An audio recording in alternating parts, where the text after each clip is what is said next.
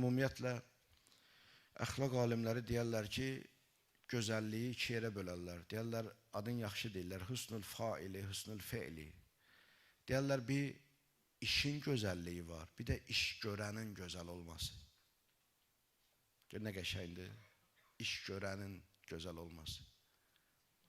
Bəzən olur, görürsən ki, işin özü yaxşı işdir, amma o işi görən özü niyyəti düzdür. Bəzən görürsən ki, əksinə,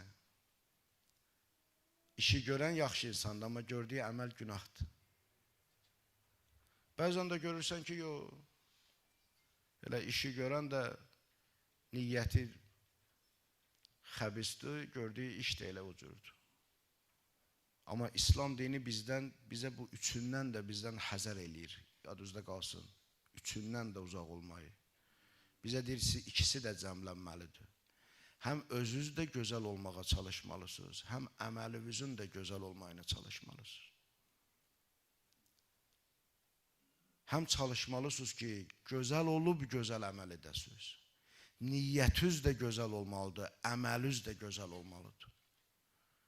Bunlardan ikisi biri olmasa, ikisindən biri olmasa, İslam dinində o əməl məqbul sayılmır, o əməl dəyərli sayılmır.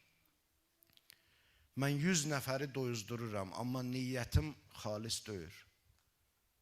İslam deyir ki, mən bu əməli qəbulləmirəm. Allah deyir, mən bu əməli qəbulləmirəm.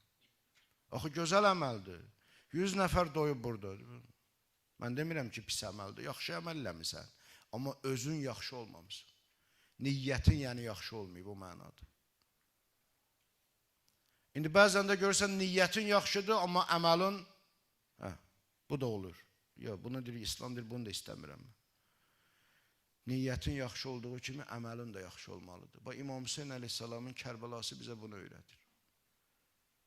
Gözəl niyyətlə Allaha xatir, gözəlliklər zahir olur orada.